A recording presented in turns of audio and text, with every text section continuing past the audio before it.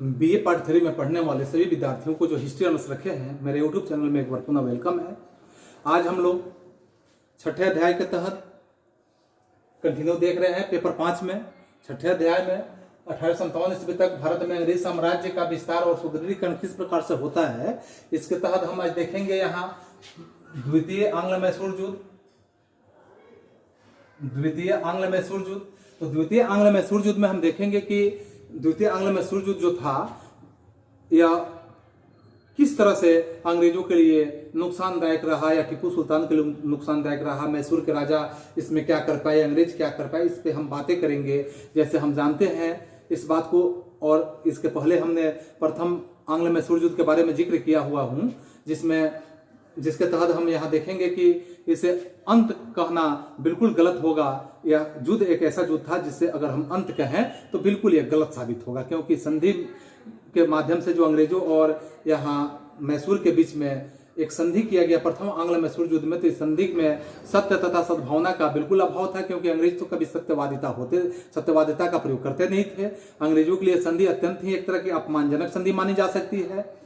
मद्रास सरकार में इसकी अवहेलना करना शुरू कर दिया था। 1771 में मराठों ने मैसूर पर आक्रमण कर दिया। संधि के अनुसार अगर देखा जाए तो मैसूर जो था यहाँ संधि के अनुसार, जैसे हम देखेंगे कि हैदर जो थे, हैदर ने अंग्रेजों से सहायता मांगी, किंतु अंग्रेजों ने उसे सहायता नहीं दी, और इस तरह हैदर को बहुत क्रोध हुआ और अंग्रेजों से बदला लेने का अवसर का शीघ्र ही प्रतीक्षा करना शुरू कर दिया। और उसने 1779 ईस्वी में उसने क्या किया कि निजाम तथा मराठों से मिलकर अंग्रेजों के विरुद्ध में एक बृहत संघ स्थापित कर दिया।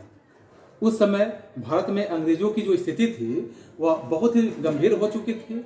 हेंटिंग्स के शब्दों में अगर कहा जाए तो भारत में प्राय सभी हिस्सों में अंग्रेज या तो युद्ध लड़ रहे थे, अथवा कहा जाए कि युद्ध की आशंका से वो बिल्कुल घिरे हुए थे अंग्रेज, और ऐसे स्थिति से अंग्रेज गुजर रहे थे। भारत से बाहर अमेरिका में आज़ादी की लड़ाई भी चल रही थी, जिसमें फ्रांस, स्पेन और हॉलैंड जो थे अंग्रेजों के विरुद्ध में लड़ाई लड़ रहे थे। इन परिस्थितियों का लाभ उठाकर फ्रांसीसी भारत में पुनः अपने खोई हुई शक्ति को लौटाने के लिए हैदर के साथ हैदर से मिल गए, और ऐसी स्थिति में अंग्रेज जो थे, अंग्रेजों ने माही पर अधिकार कर लिया जब फ्रांसीसी की कोठियां थी तथा जो हैदर के राज्य में के भीतर था। इस तरह अंग्रेज जो थे, अंग्रेजों ने हैदर के राज्य की निष्पक्षता भंग कर दिया। क्रोधवश इस कारण से हैदर जो थे युद्ध की घोषणा कर दी, और इस प्रकार द्वितीय आंग्ल मैसूर युद्ध का शुभारंभ माना जा सकता है कि द्वितीय आंग्ल मैसूर युद्ध का शुरुआत होता है।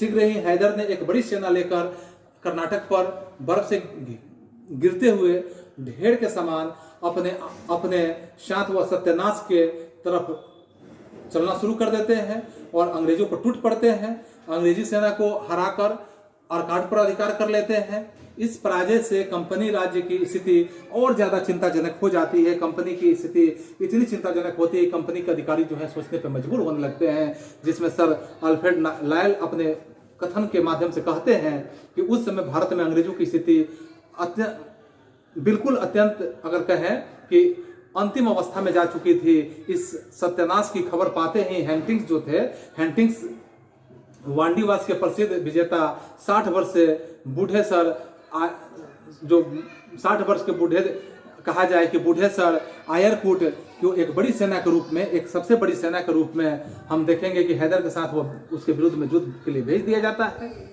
इसके अतिरिक्त अपनी कूटनीति से निजाम के जो राजा थे, बरार के राजा तथा जो अगर कहा जाए शहादजी सिंधिया के हैदर से वे अलग अपने आप को कर देते हैं, लेकिन हैदर जरा भी इसमें घबराते नहीं है। ऐसी स्थितियों को देखने के बाद भी हैदर अली नहीं घबरा रहे हैं। वह इसलिए नहीं घबरा रहे हैं कि उसी बहादुर तथा दृढ़ता के साथ वह युद्ध हमेशा जैसे वो शुरुआत किए थे वैसा ही वो करते रह जाते हैं। पोटोनोवा के युद्ध में उसकी हार भी होती है और उसकी क्षति उठानी पड़ती है, फिर भी छिटपुट लड़ाई चलती रहती है। और 7 दिसंबर के दिन आप देखेंगे 1782 ईस्वी को हैदर का, और अप्रैल 1783 ईस्वी के समय में देखेंगे सर आयरकूट का देहांत जब हो जाता है, किंतु उसके युद्ध का अंत नहीं होता है, युद्ध समाप्त वहां पे नहीं होता है।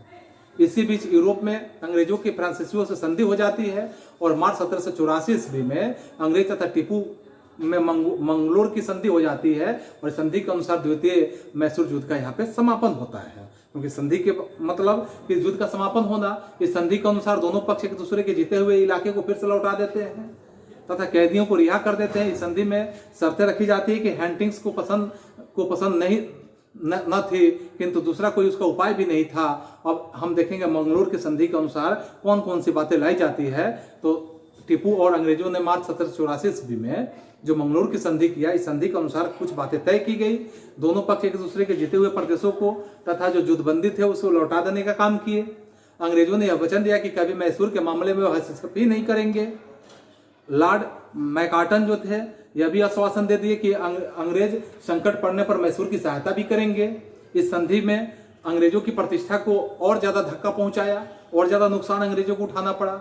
वारेन हेस्टिंग्स संधि से बिल्कुल अप्रसन्न थे, इतने अप्रसन्न थे क्योंकि उसने लॉर्ड मैकार्टन की भर्त्सना करते हुए इस बात को लिखा भी है संधि के रूप में कि संधि के परिणाम स्वरूप अंग्रेजों को कर्नाटक से हाथ भी धोना पड़ा। इस बात को यहाँ पे लिखा गया है, जिसमें हैदर अली के अगर हम चरित्र का मूल्यांकन करें तो भारत के इतिहास में हैदर अली का विशिष्ट स्थान बनता है, क्योंकि अपनी प्रतिभा तथा योग्यता से ही वे एक साधारण सैनिक से एक विशाल साम्राज्य के स्वामी बन जाते हैं। इससे हम अंदाजा लगा सकते हैं कि उनकी प्रतिभा कितनी संपन्न है। चूंकि वह निरक्षर थे, पढ़े लिखे तो थे नहीं, वह निरक्षर थे, फिर भी उसकी सूझबूझ अच्छी थी और वह जटिलतम राजनीतिक समस्याओं को सहज ही समझ लेते थे। वो जान लेते थे कि क्या होने वाला है। उनके स्मरण शक्ति तीव्र भी थी। उसे गणित तथा 5 भाषाओं का भी ज्ञान था। निरक्षर थे और 5 भाषा का ज्ञान था, गणित का भी ज्ञान था। आप समझ सकते हैं कि निरक्षरता क्या है।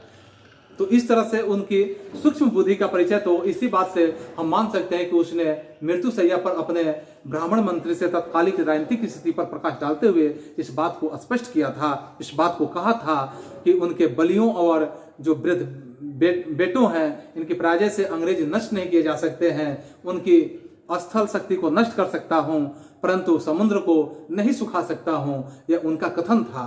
तो इस तरह से एक कुशल सेनानायक के रूप में भी जाने जा सकते हैं। उसने विशाल सेना संगठित भी कर ली थी और यूरोपीय अफसर भी नियुक्त किए थे। सैनिक विषयों में भी वह बिल्कुल दक्ष हो चुके थे। कठोर परिश्रमी होने के कारण वह राज्य कार्य में का स्वयं निरीक्षण भी किया करते थे।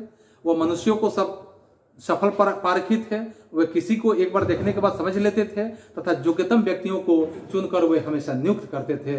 इस तरह से कुशल योद्धा के साथ साथ वह एक चतुर शासक के रूप में भी जाने जा सकते हैं। अनुशासन प्रिय होने के नाते उसने अपनी सेना को यूरोपीय ढंग से प्रशिक्षण देकर सुनियंत्रित भी किया। उसने अंग्रेज, मराठे और निजाम उससे सदा भयभीत रहते थे। उसके राज्य में शांति और व्यवस्था कायम थी। व्यापार और उद्योग धंधे जो थे वो उन्नत अवस्था में थे। खासकर धार्मिक बातों में वह सहिष्णु था। उसका कोई भी धर्म नहीं था और उसने राज्य के सभी मनुष्य को पूर्ण धार्मिक स्वतंत्रता भी दे रखा था। वह किसी भी धर्म को दबावपूर्वक मनवाता नहीं था। अंग्रेजों की तरह ही वह कूटनीति में भी कुशल तथा अगर कहें कि दांव पेच में वह दक्ष था। निर्भीकता उसके भी सबसे बड़ा गुण के रूप में देखा जा सकता है। अकेला रहने पर भी बहादुरी तथा बहादुरी के साथ साथ दृढ़ता के साथ अंग्रेजों के विरुद्ध वह हमेशा डटे रहे। वह एक महान देशभक्त के रूप में भी कहे जा सकते हैं। नाना फडणवीस के प्रयत्न से ही, अगर कहा जाए कि प्रयत्न से जीवन के अंतिम भागों में अंग्रेजों के कट्टर शत्रु भी बन गए और उन्हें भारत से निकाल भगाने का बेड़ा भी उठाया। क्योंकि 18वीं शताब्दी में वह पहला व्यक्ति थे जिसने अंग्रेजों को देश से निकाल देने का एक संकल्प लिया था। उस समय देश में राष्ट्रीयता का विकास तो नहीं हो पाया था, अतः उसने प्रयत्न उनके असफल हो गए। उनकी मृत्यु से कंपनी राज्य का बहुत बड़ा खतरा सामने से टल गया। तो इस तरह से यहाँ हैदर अली का जो स्थिति होता है, इससे अंग्रेज जो होते हैं इस खतरे से बच जाते हैं और आप देख रहे हैं कि द्वितीय आंग्ल मैसूर युद्ध का भी समापन होता है। पुनः हम मिलते हैं अगले सीरीज में। तब तक आप सभी को